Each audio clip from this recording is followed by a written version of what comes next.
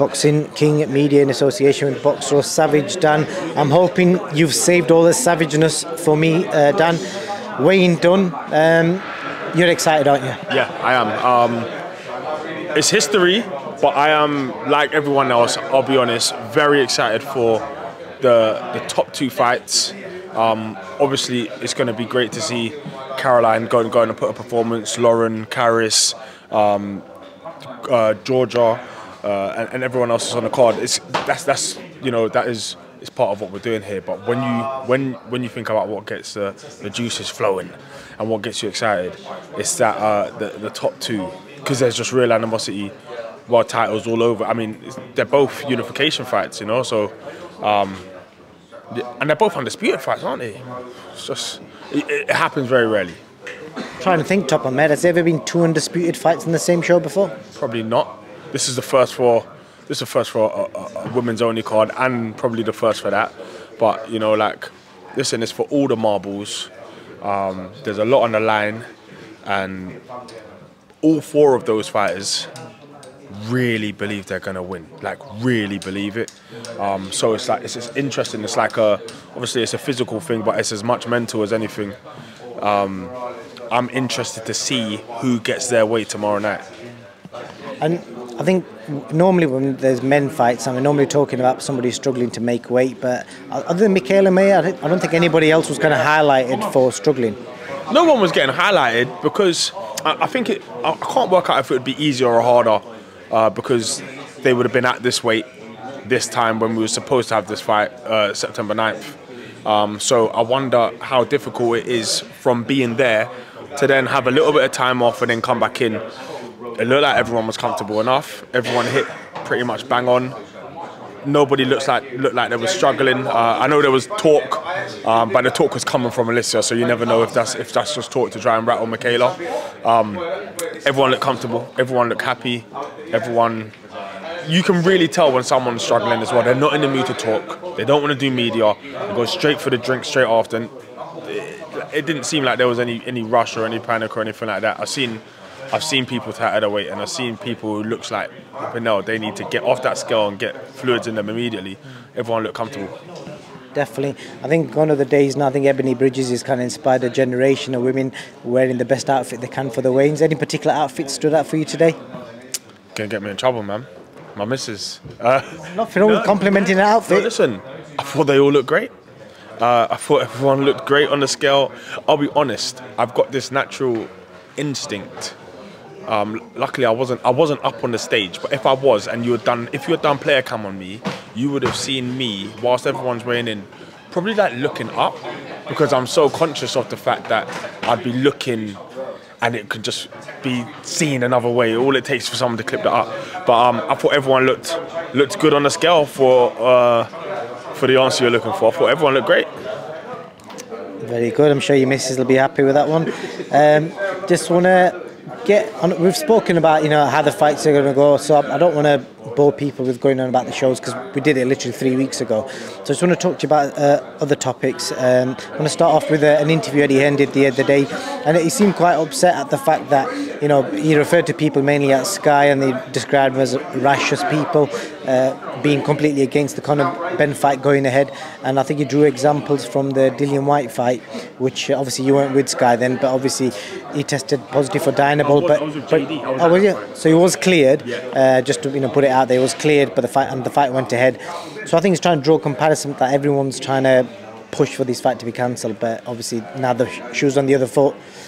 Do you know what? I gave an interview not that long ago on that, and I was just like, I think I might have even said something similar. Like, it is easy to sit there from your ivory towers when it's nothing to do with you and you've done nothing wrong to condemn decisions and condemn people and almost just look down on a situation. But if we're totally honest, it is the right opinion. If somebody's failed a drug test and it's for a performance enhancer and it can have an effect on a fight, and obviously it was going to, and the British board have got involved and made sure that they basically didn't give this fight their blessing. I think it was the correct decision.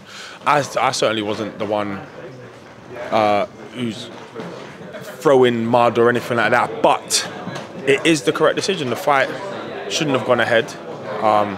I think it was the correct call. You know, obviously, it's innocent until proven guilty, but we need answers, man. Like, yeah, and yes, obviously, a similar situation happened with Oscar Rivas and Dillian White. I don't think that one was as clear though. There was 1,000 stories flying around regarding that fight. I was reading about it this morning on the way down. Basically, he tested for traces of Dynable. It was a similar sort of situation. The board were made aware, the promoter and Dillian White's team were made aware, because it was UCAD that found the Dynable tracing. Under their guidance, only the fighter that's been tested and his team get to know. The away fighter don't. Well, from what I understood, everyone knew at the time of the Rivas fight. So, the week before, when he tested positive, only Dillian White and his team knew about it. Okay. But it was only obviously after the fight it was made public. And did the British board know at that time? So listen, it's a question. See Eddie's argument here, can't you? No, of course, and that's a question for the board. That's a question that's between Eddie and the board. I'm sure. Listen, Eddie is going to be frustrated with the board if he feels like they've treated one situation one way and the other another way. Then I'm sure there may be grounds there. But as far as we are concerned, we just want drugs out of the sport. And when a fighter tests positive, no matter how close it is to the fight, it comes out, you should stop the fight, and or at least really dig deep into, okay, what was it? What effects does it have? Blah blah blah blah blah. But the first initial thought should be to call that fight off until we get some further evidence as to what was going on here. Did I want to watch that fight? Yes, of course I do, and it would have been a great fight. And to be fair, it was a weekend that I could have done with watching some boxing as well, but it didn't happen, and it shouldn't have happened. You could have gone down to Doncaster and watched Tyson Fury's brother Roman Fury make his debut, which is what I did. I didn't do that. Doncaster's, in fact, it's not too far away. Where's Doncaster? South Yorkshire. It's all right. Yeah, it's not too far. I didn't do it anyway. I had a night in. Good man. And I just want to get your opinion also. I did a public poll, so I gave people 3 options. Do they feel Conor's guilty, innocent, or if they're unsure? What do you think how do you think the voting probably went? Majority, as in who did you ask? The Instagram followers, TikTok followers, so quite a wide variety of audience. A good few, 3,000-4,000 people voted. You should go unsure, but I think they went guilty. It was about 60-40 to be fair, so only about 40% thought he was guilty. The other 30-30 split was unsure and innocent. Yeah, listen, it just shows really what that means is everyone's unsure. That's essentially what it is, and to be honest, that's what everyone is, you know. But the problem is with whilst you wait for answers, and you can wait weeks for answers, WhatsApp groups up and down the country are judging you themselves. So there will be plenty of people who don't know a thing about boxing and performance enhancers and anything like that, that will either say no, he's innocent because perhaps they like him, or they might say no, he's guilty because perhaps they dislike him. Or that's what I'm saying. It's very easy to make an assumption, but it's all people can do. If you're not giving us further evidence other than he's failed a drugs test, people can only assume that he is either guilty or he's not. You know, like it's a tough one, isn't it? Because you have to being able to prove that someone knowingly took something is very different from it just being there. We know it's there. We know it's there, and now we have to work out how and why. Just going to put you on the spot, Dan. Last question on this.